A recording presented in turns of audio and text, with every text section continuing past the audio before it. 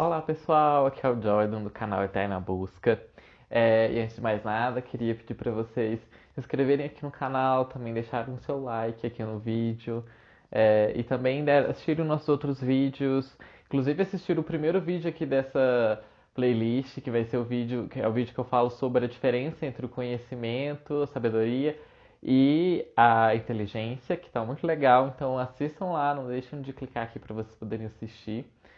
É, e nesse vídeo, a gente vai abordar um pouquinho sobre como a inteligência nasce. No caso, a inteligência não, como a sabedoria nasce, né? E a gente vai falar do nascimento da deusa Atena. É, e por que, né? Vocês podem estar se pensando, por que falar da deusa Atena seria interessante? Porque é importante nós conhecermos os chamados arquétipos, que são aquelas estruturas do inconsciente coletivo que estruturam a mente coletiva, né? Então são estruturas que guiam, que formam toda a nossa coletividade. Então essas estruturas, elas são organizadas nas mitologias. Então compreender as mitologias nos auxiliam a compreender a nós mesmos. Então, a gente vai usar o mito da deusa Atena para poder entender como nós podemos, talvez, conquistar um pouquinho de sabedoria na nossa vida, como melhorar, como lidar com os nossos problemas e sofrimentos. Então, é isso que o vídeo de hoje vai nos ajudar um pouquinho sobre como sofrer menos, que já é um pouco de, que já é uma grande coisa nesses dias de crise, né, que a gente está passando aqui nesse momento de muita crise e sofrimento, né?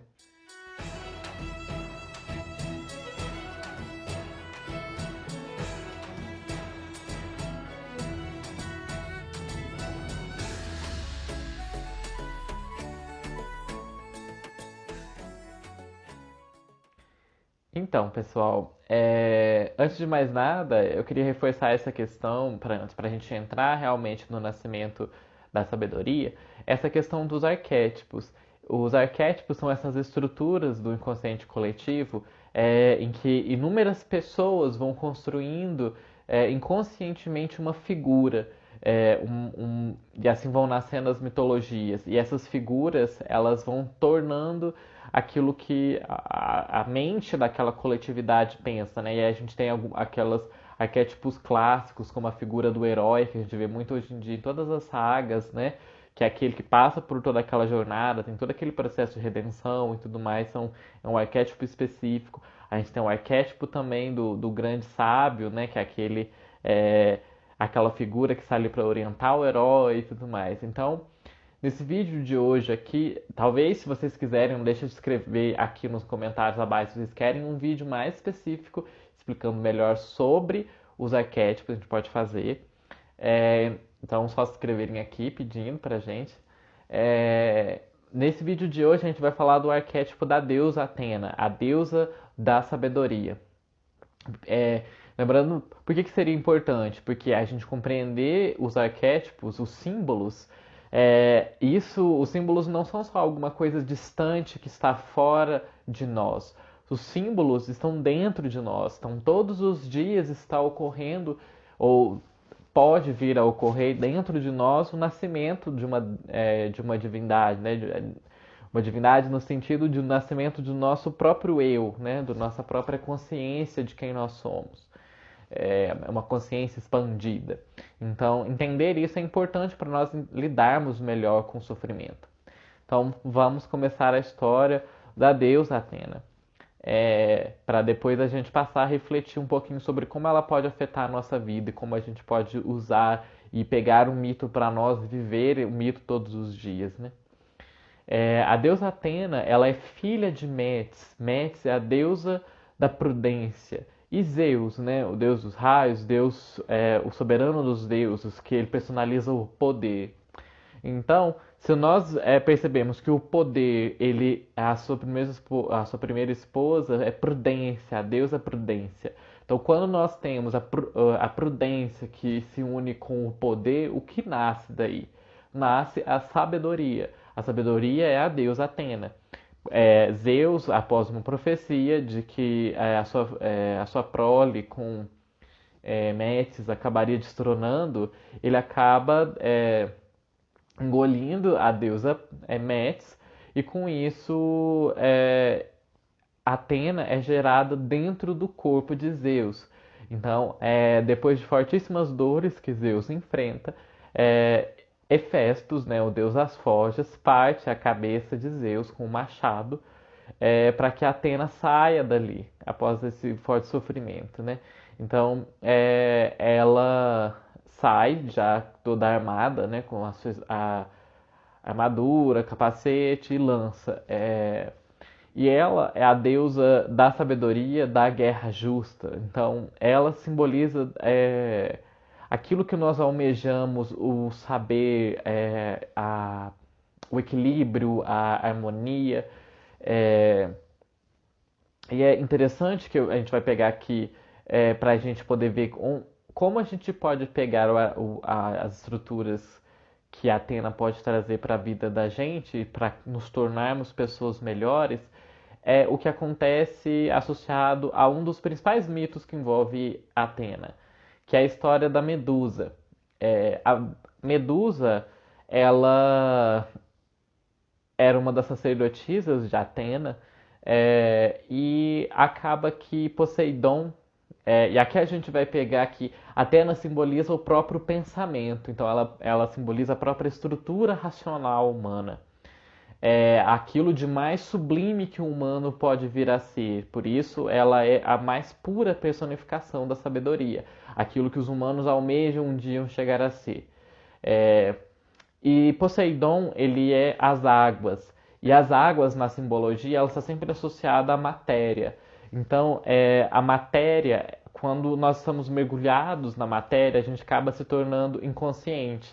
Até porque, se, por exemplo, se a gente for lá mergulhar dentro d'água, a gente não vai conseguir ficar racionalmente ativos durante muito tempo. A gente perde a consciência debaixo d'água, né?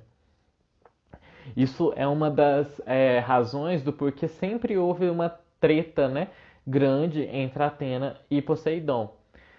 São deuses que não se batem muito, né? Por conta dessa incompatibilidade da mente racional, da mente que reflete com as águas. E as águas estão simbolizando essa matéria, esse mundo material na qual as coisas mundanas acontecem, né? E aqui a gente tem que fazer a diferenciação entre o mundo da matéria e o mundo do espírito. O espírito, não nesse sentido que as pessoas comumente pensam de espiritista, por exemplo, né? O espírito no sentido de algo que transcende o superficial, que transcende a matéria. E isso a gente pode entender das mais variadas formas, né? A nossa mente, a nossa essência, ou qualquer nome que você queira dar a isso, né? Que é o que os gregos trazem, né?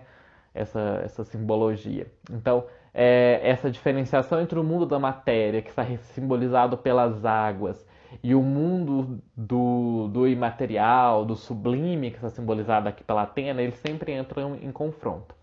Então, quando Medusa ela acaba atraindo a atenção de Poseidon, e Poseidon acaba violentando a Medusa no templo de Atena. E com isso, Atena se sente muito ofendida por isso acontecer no templo dela, e ela acaba amaldiçoando a Medusa, que ela se transformasse em um monstro que é a Górgona, né? Que ela tem os cabelos de serpente, com aquele olhar que transforma as pessoas em pedra. Ela é levada lá para os confins do mundo, para habitar os confins do mundo. E aqui é muito interessante a gente entender o simbolismo da Medusa. Que a Medusa, os cabelos, eles são associados a qualquer história que tem que o cabelo é algo muito importante, como por exemplo o cabelo da Rapunzel. O cabelo é associado ao pensamento, o cabelo é associado à mente. Então o cabelo da Medusa ele se transforma em serpentes. As serpentes a gente pode encarar elas aqui como uma estrutura das nossas emoções mais densas, profundas, aquelas emoções que a gente pouco tem contato. Então, essas emoções do nosso subconsciente que estão ali latentes dentro da gente que a gente não lida. E essas serpentes e essas emoções, elas são muito poderosas, né? Então, É por isso que a Medusa ela tem um olhar terrificante, que é aquele olhar que faz com que você se torne pedra. É, e por que isso? Porque quando nós estamos aqui no nosso mundo consciente, na qual a gente está vendo as coisas e tudo mais, nós não lidamos com emoções muito profundas que a gente guarda lá no nosso subconsciente.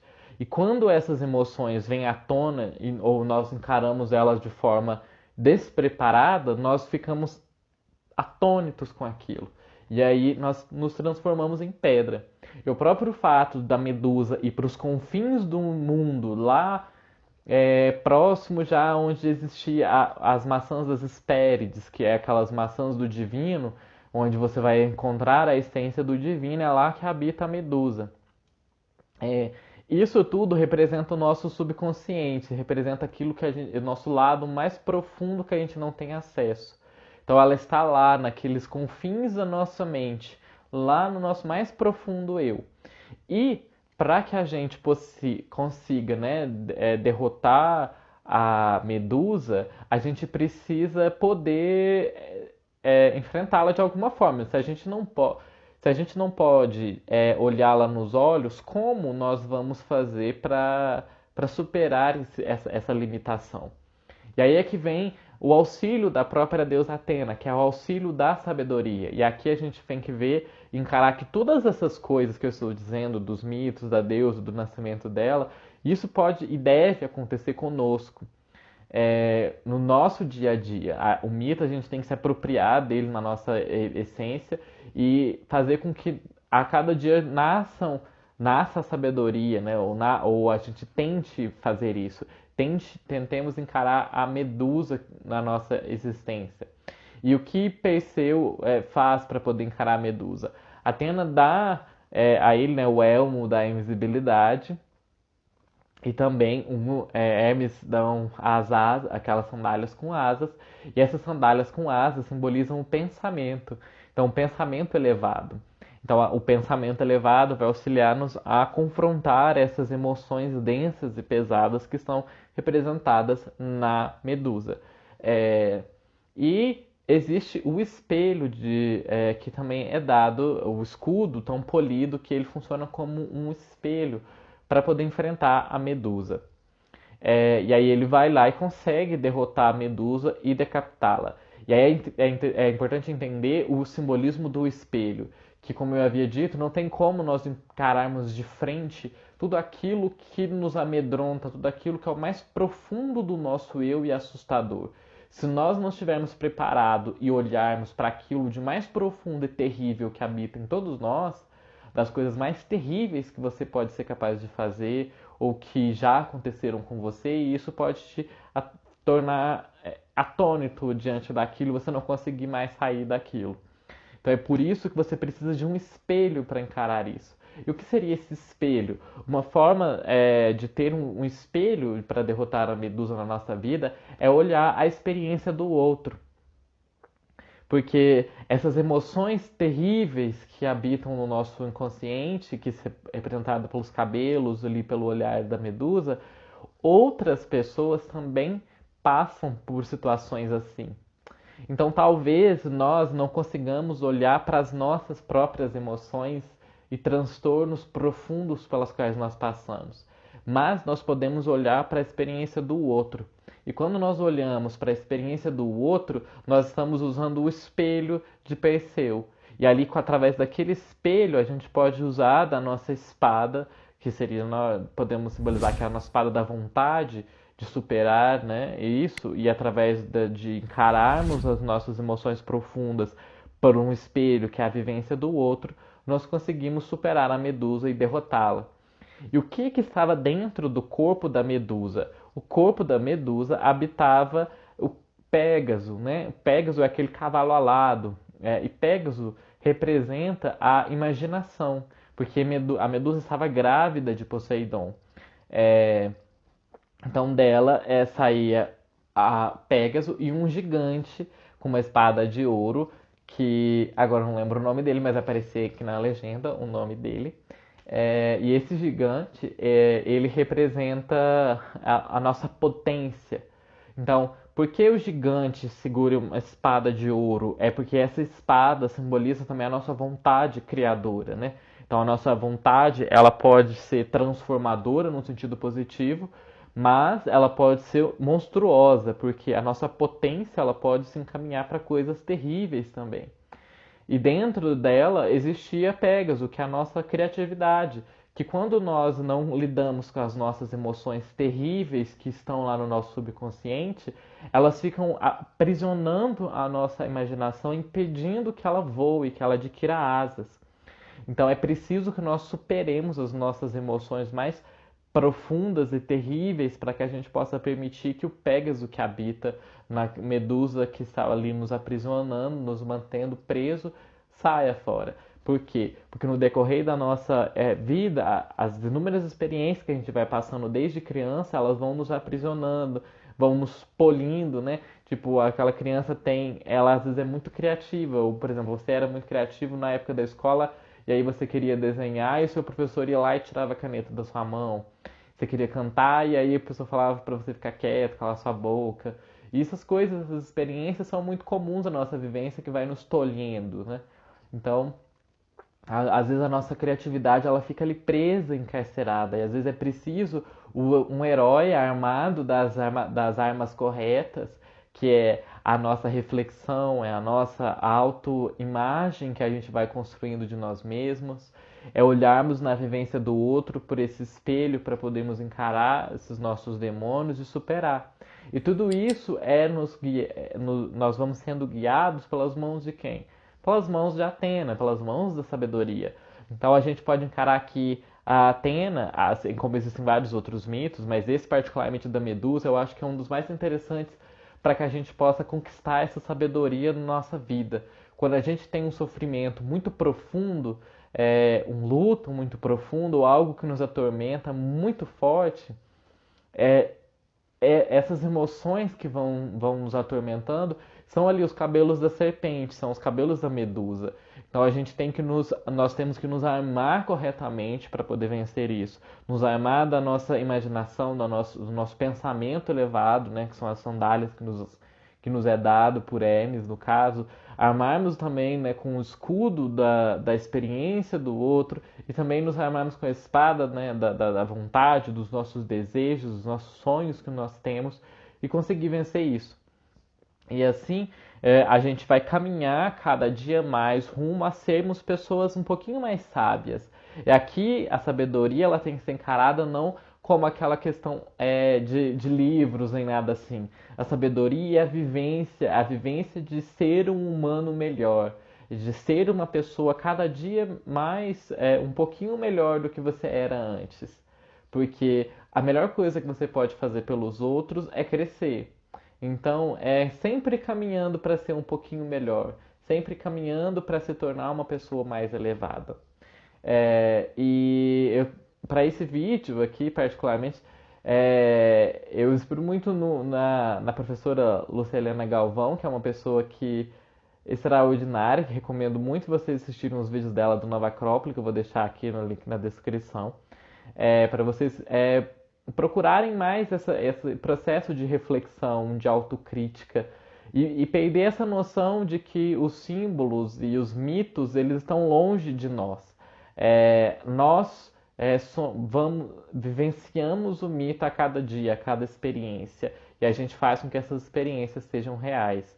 E espero que vocês, nas suas experiências diárias, possam superar os seus medos, possam superar as suas medusas e voarem nos seus Pégasos, das suas criatividades, das suas emoções mais sublimes e elevadas e se tornem cada dia mais pessoas melhores, que o mundo precisa muito de pessoas melhores, especialmente nesse momento de crise que nós estamos passando, né? Então, aproveite que você está aqui nesse período, né, de quarentena, nesse momento mais difícil aqui, e aproveite para fazer uma auto-reflexão interessante, se tornar uma pessoa um pouquinho melhor. E aí, por hoje é isso, pessoal. Não se esqueçam de deixar o like aqui no vídeo e também de se inscrever aqui e dizer o que vocês acharam, se vocês já pararam para pensar nesses simbolismos todos. E tem muitos outros mitos que a gente pode falar ainda, e se vocês quiserem, tiverem interesse, Deixem aqui sugestões de qual vocês gostariam mais de ouvir, se vocês tinham algum que vocês queriam saber mais, ou qualquer dúvida que vocês tenham ficado, que nós podemos fazer mais vídeos sobre o tema. Então, até o próximo vídeo, pessoal!